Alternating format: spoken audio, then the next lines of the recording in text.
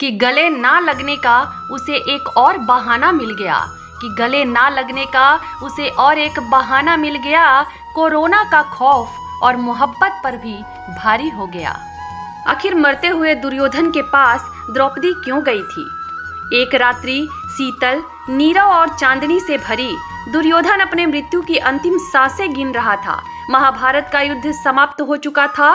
दुर्योधन की अंतिम सांसों के साथ एक ऐसा रहस्य बाहर आया जिसने चौसड़, अपमान और युद्ध सबका अर्थ बदल दिया।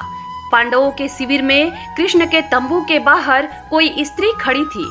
यह कोई साधारण स्त्री नहीं थी, यह थी पांचाल की राजकुमारी, पांडवों की पत्नी और युगों के अन्याय की साक्षी द्रौपदी। उसने धीमे स्वर में कृष्ण से कहा, हे माधव, मुझे दुर्योधन से अकेले मिलना है।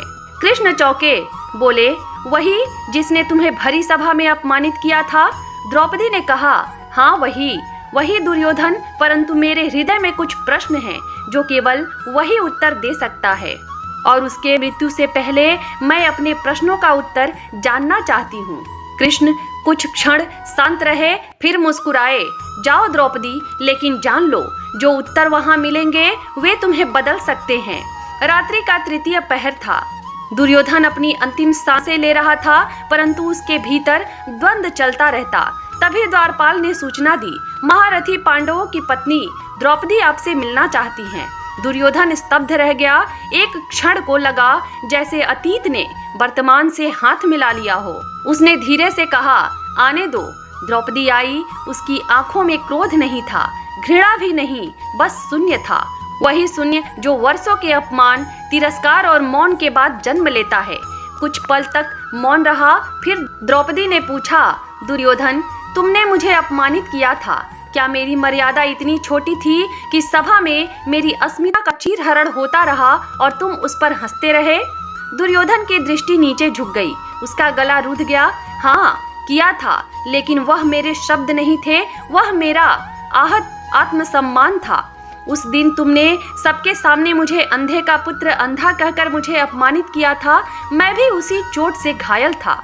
द्रौपदी, मेरा वो अपराध मेरे जीवन का सबसे बड़ा कलंक है। द्रौपदी की आंखें भर आई।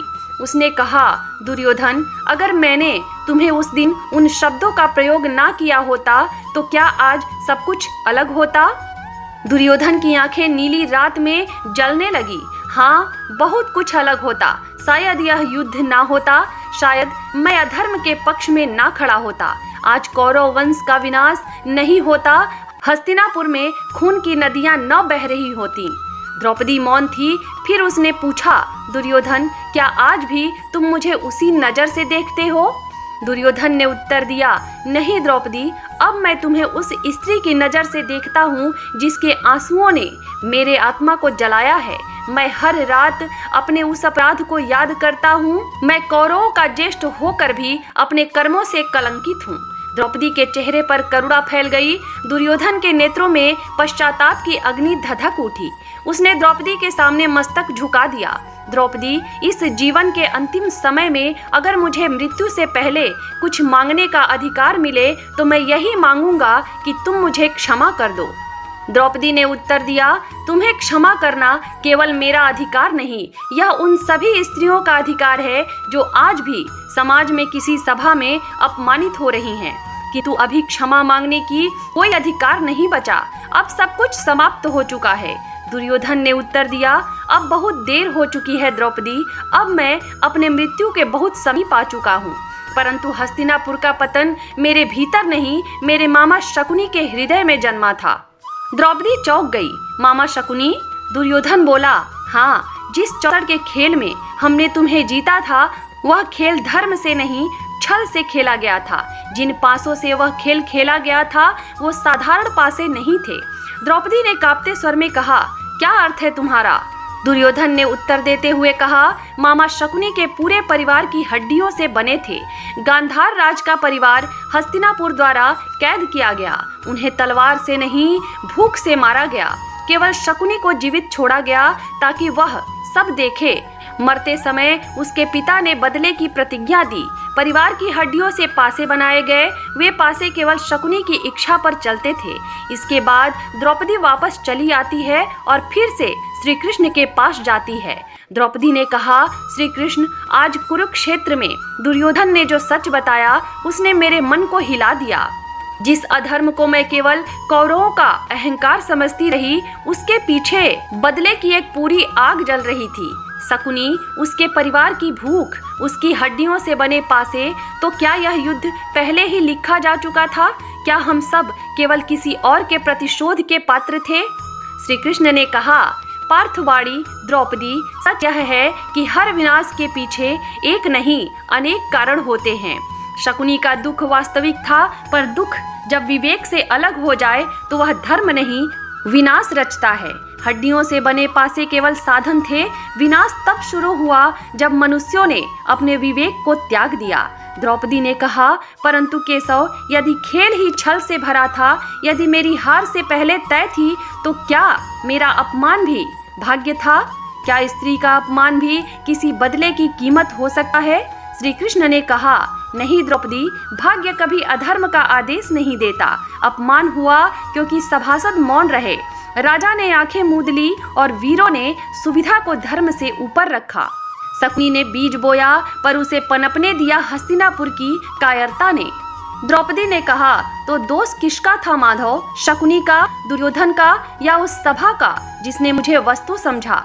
श्री कृष्ण ने कहा, दोष उसका होता है जो सत्य जानकर भी चुप रहे। शकुनी ने बदला चुना, दुर्योधन ने अहंकार चुना और सभा ने मौन चुना। तीनों ने मिलकर युद्ध को जन्म दिया। द्रौपदी ने कहा, तो यह विनाश आवश्यक था? श्री कृष्ण ने कहा, आवश्यक नहीं, अपरिहार्य हो गया था। जब अधर्म पीढ़ियों तक जमा हो जाए तो उसका अंत संघर्ष के बिना नहीं होता। कुरुक्षेत्र केवल युद्ध भूमि नहीं थी, वह अधर्म की अंतिम परीक्षा थी। द्रौपदी ने कहा, और स्त्रियां केशव, जिनका कोई अपराध नहीं था?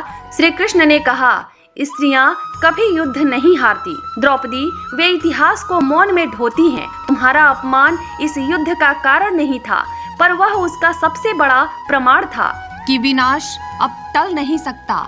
द्रौपदी ने कहा, आज दुर्योधन मर गया, शकुनी भी मिट गया, पर मन फिर भी भारी है। श्री कृष्ण ने कहा, क्योंकि सत्य जानना शांति नहीं देता, वह केवल दृष्टि देता है। अब तुम्हारा दुख नहीं, तुम्हारी समझ आने वाले युगों का मार्ग बनेगी। द्रौपदी ने कहा, तो यही इस कथा का अर्थ है? श्री कृष्ण ने कहा, हाँ, कि पीड़ा को बदले में बदलो तो शकुनी बनते हैं, और पीड़ा को चेतना में बदलो तो इतिहास बदलता है। श्री कृष्ण की वह रहस्यमयी लीला जिसने महाभारत का भविष्य बदल दिया। कुरुक्षेत्र का युद्ध अभी शुरू भी नहीं हुआ था, पर उसका परिणाम तय हो चुका था, और यह निर्णय किसी अस्त्र से नहीं, श्री कृष्ण की एक मौन लीला से हुआ। जब पांडव वनवास से लौटे तो युद्ध की रेखाएं स्पष्ट होने लगी। उसी समय श्री कृष्ण एक रात्रि अकेले हस्तिनापुर पहुँचे। कोई शंखनाद नहीं, कोई घोषणा नहीं, केवल अंधकार और उनका शांत कदम। वे सीधे धृतराष्ट्र के कक्ष में गए। राजा अंधा था, पर उस रात उसकी आत्मा कांप उठी। कृष्ण ने कोई धमकी नहीं दी, कोई वचन नहीं मांगा। उन्होंने केवल हस्तिनापुर का भविष्य दिखाया। कहा जाता है, धृतराष्ट्र ने उस क्षण अपने मृत पुत्रों को देखा, सुनी राजसभा देखी और रक्त से सनी गंगा की धारा देखी। यह कोई वरदान नहीं था, यह चेतावनी थी। पर इतिहास बताता है, जब मनुष्य सत्ता से अंधा हो जाए तो चेतावनी भी उसे राह नहीं दिखा पाती। धृतराष्ट्र ने मौन चुना, और वही मौन कुरुक्षेत्र की सबसे बड़ी उद्घोषणा बन गया। श्री कृष्ण बिना कुछ कहे लौट गए। उन्होंने समझ लिया था, अब युद्ध टालना धर्म के विरुद्ध होगा। कुछ ही समय बाद कुरुक्षेत्र की धरती कांपी, पर जो लोग सोचते हैं कि युद्ध केवल अर्जुन के गांडीव से जीता गया, वे यह भूल जाते हैं, युद्ध तो उसी रात जीत लिया गया था जब श्री कृष्ण ने हस्तिनापुर को अंतिम अवसर दिया था। और जब वह अवसर ठुकरा दिया गया तो महाभारत केवल कथा नहीं रही, वह धर्म का निर्णय बन गई। महाभारत का युद्ध अपने अंतिम चरण में था। कुरुक्षेत्र की धरती लहू से भीग चुकी थी, वीरों का अभिमान टूट चुका था और धर्म अपने सबसे कठिन निर्णय से गुजर रहा था। उसी समय जब कौरवों की हार निश्चित हो चुकी थी, एक ऐसा कर्म हुआ जो पूरे वंश के भविष्य को मिटा सकता था। अश्वत्थामा क्रोध, अपमान और प्रतिशोध से अंधा होकर रात के अंधकार में पांडवों के शिविर में घुसा। उसने युद्ध नहीं लड़ा, उसने विनाश बोया। उसका उद्देश्य केवल एक था, पांडव वंश का पूर्ण अंत।